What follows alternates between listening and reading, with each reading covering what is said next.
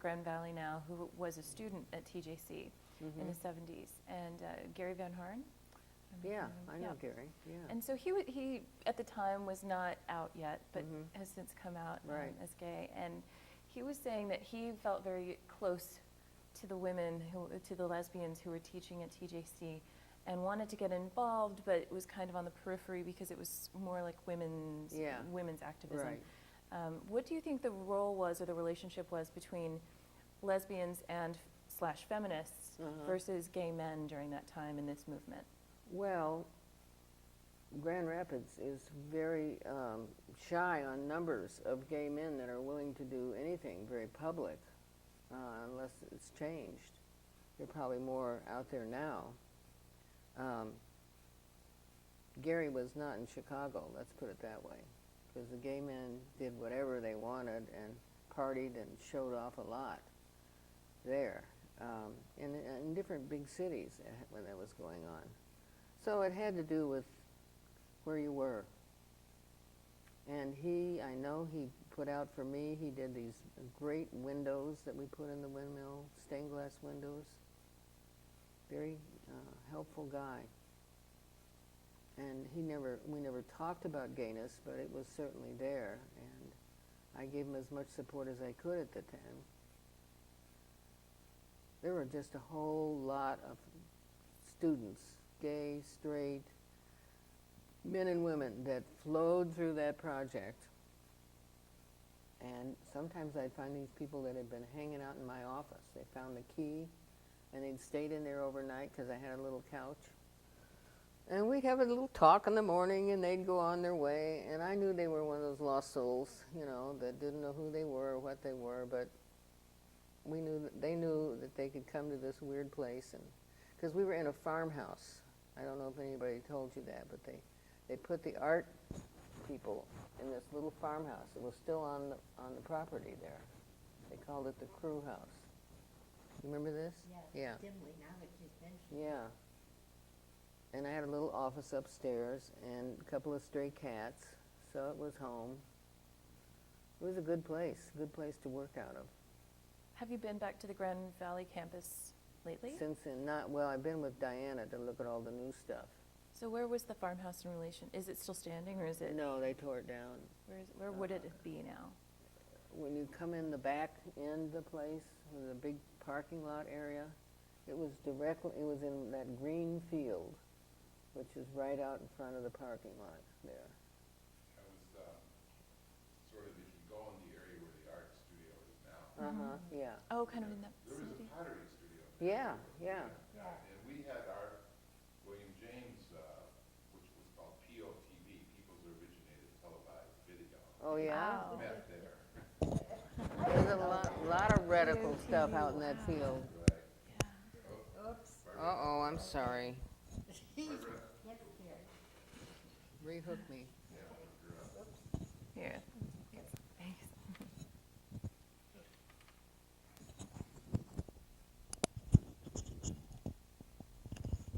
I would be a little bit more interested in your speaking about the Grand Rapids.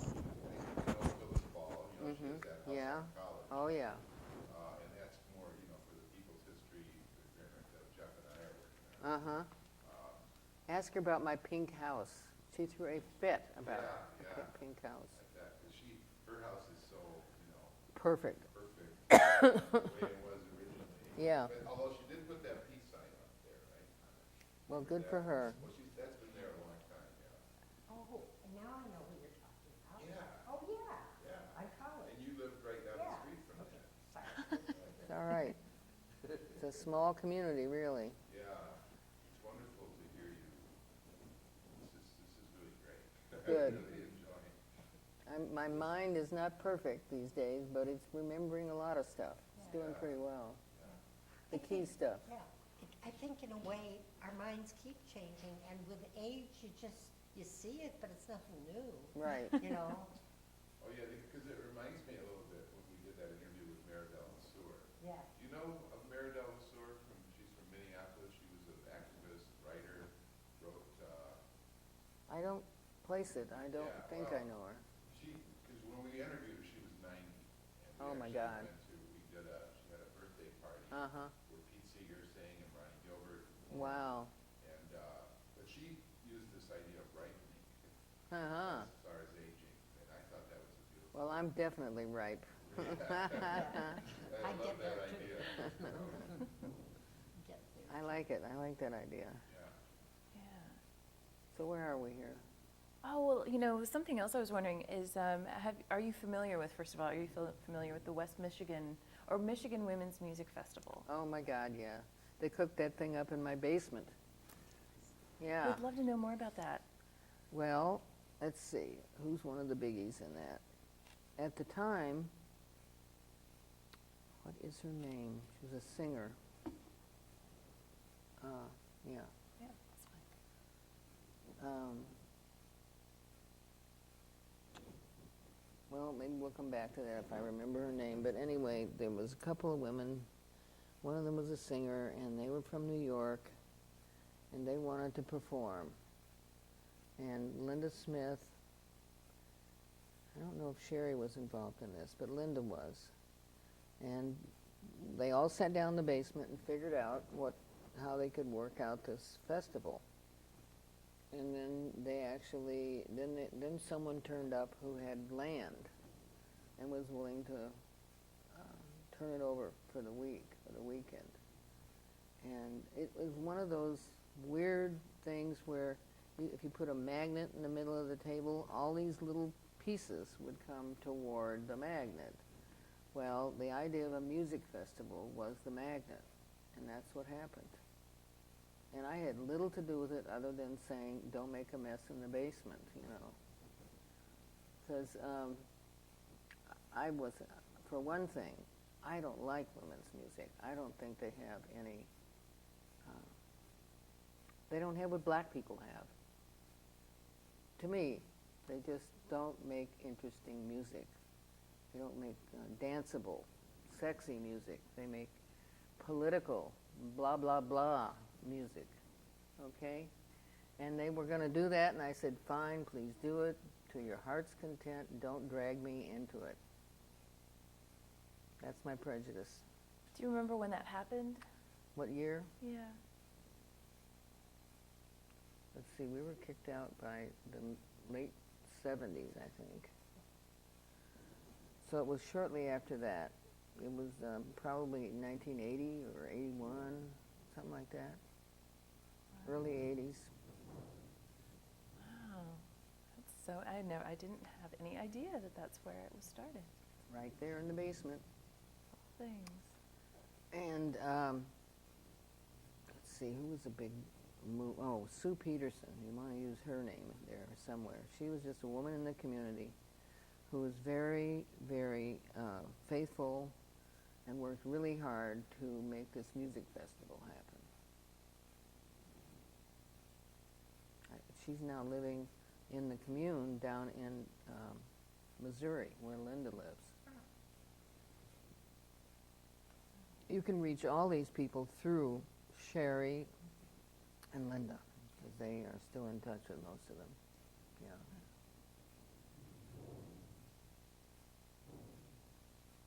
Is there something else you would like to tell the universe? Oh, that's a good question.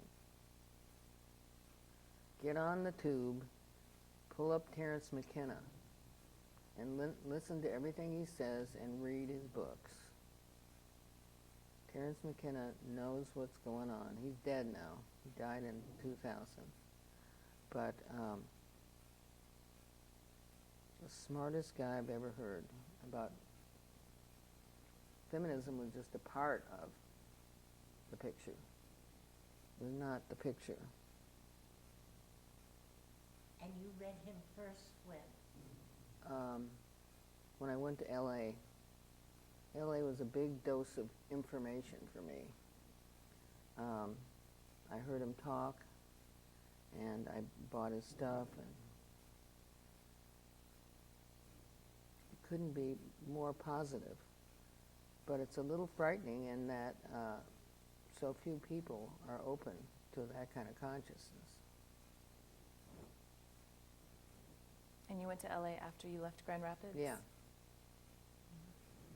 I had a number of friends. Well, Terry Wolverton, one of the students, had gone out there and become the person that ran the women's building there.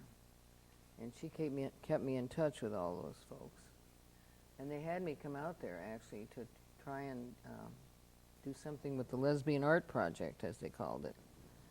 But there weren't any windmill makers in L.A. They were all wanted to be glamorous. You know, they wanted to be part of Hollywood. So we couldn't do any grassroots crazy projects like the windmill. So I made my first movie there. I just sat myself down and worked on this other project. What did I call that? Oh, can't believe I can't remember the name. It was about, you know, my art and the beginning of things. I'll dig it up if you really want it. Okay. I'd love to know, yeah. Yeah. So that's what I did in LA. And then I came back to Michigan.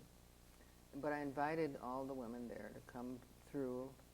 By that time, the music festival was hot. Everybody was going to it. So a lot of California women would come cross country and come to my house, and we'd have another big party, and then they'd go to the music festival. But we had better music every time. My friends still go every summer. Do they? Good. I've never been, but my friends all go for the whole week, week Mhm. and a half. Yeah. Where is it? It's north of here. Is it secret? No. Only to me, because I can't figure out where it is. I know it's about 30 miles north, near some little town. But Linda or Sherry can tell you exactly where it is. And it's land that a woman owned and gave to the festival. I think she gave it. I'm not sure what all the combinations of deals were. So it's got a name. I mean, you know, it is something that's the result of the whole Michigan activity. Are you familiar with the publication Lesbian Connection? I've heard of it. I may have seen it, but I don't know much about it beyond that. Okay. I was just wondering. I think it's actually based out of Lansing. Is it? So I wasn't sure if there was like Nope, a connection between not that I know of, groups. although others may know, you know. Once I heard Terence McKenna, I kind of didn't care anymore about political activities as we know them right now here, because he had such a broad view of the whole human experience. I will go look it up this afternoon, but I'm not sure I caught the first name. Terence. Terence. T-E-R-R-A-N-C-E. Okay, I did hear it right. That's Just wanna it. make sure. Okay, Terence good. McKenna. He's published several books. The one that I make my nieces read is about how culture arose and how the difference between men and women got decided and stuff like that.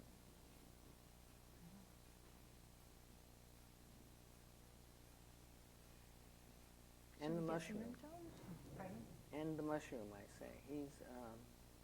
He thinks that consciousness arose because early humanoids, you know, monkey folks, would start eating mushrooms.